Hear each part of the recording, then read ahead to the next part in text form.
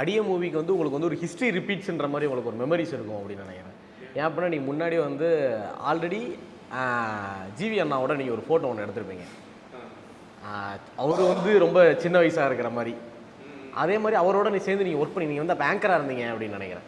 அப்போ வந்து அவரோட ஒரு ஃபோட்டோ ஒன்று எடுத்துருந்தீங்க. நெக்ஸ்ட் அதுக்கப்புறம் பார்த்தீங்க அப்படின்னா ஜிவி அண்ணாவோட நீங்கள் அவர் ஃப்ரேம் நிற்க வச்சு நீங்கள் இங்கே ஆக்ஷன் கட்டு சொல்கிறப்போ உங்களுக்கு எப்படி இருந்துச்சு?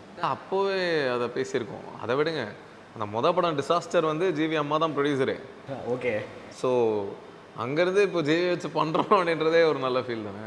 ஸோ அதை நான் அடிக்கடி அப்போ டீம் கிட்ட சொல்லிட்டுருப்பேன், ஒரு மாதிரி இதுவாக இருக்குது, அன்பிலீவபிளாக இருக்குது. ஃபோட்டோ எடுத்தவர் கூட பண்ணுறது அது இல்லை. படம் ஒரு டிசாஸ்டர் படம் பண்ணிட்டு அதுக்கப்புறம் இப்போ ஜிவி வச்சு நம்ம படம் பண்ணி அது ஒரு மாதிரி நல்லாயிருக்கு. ஏன்னா அந்த டைமில் வந்து ஜிவி அண்ணா வந்து ஒரு மாதிரி மசாலா மூவிஸ் எல்லாமே நடிச்சிருக்கு. திருசாலானா நயன்தாரா, அந்த மாதிரி ஒரு மாதிரி அண்ணனோட படம் எல்லாமே ஒரு மாதிரி அது ஒரு தனி ட்ராக்கில் போயிட்டுருக்கும். இப்போது ஜிவி அண்ணாவை நீங்கள் மூவிக்கு போடுறப்போ நடித்தாலும் இந்த மாதிரி தானே இருக்கும்னு சொல்லி எல்லாருக்குமே ஒரு மென்டாலிட்டி ஒன்று இருக்குது. பேச்சுலராக இருக்கட்டும் எல்லாமே எப்படி டக்குன்னு இந்த மாதிரி நம்ம மூவி வச்சோம் அப்படின்னா இந்த மாதிரி இருக்குமோ அப்படின்னு சொல்லி அவங்களுக்கு ஒரு தாட் வந்துருமோ அப்படின்னு சொல்லி எதுவும் ஃபீல் பண்ணிடுங்க? இப்படிலாம் இல்லை பிரதர். விஜய் சாருக்கு போய் உனக்காக வரதுக்கு முன்னாடி விஜய் சாருக்கு டோட்டலாக வேறு ஒரு இமேஜ் தானே இருந்தது. அப்போ விக்ரமன் சார் வந்து அப்படி யோசிச்சிருந்தாருன்னா போய் உனக்காக பண்ணியிருக்கவே முடியாதுல்ல.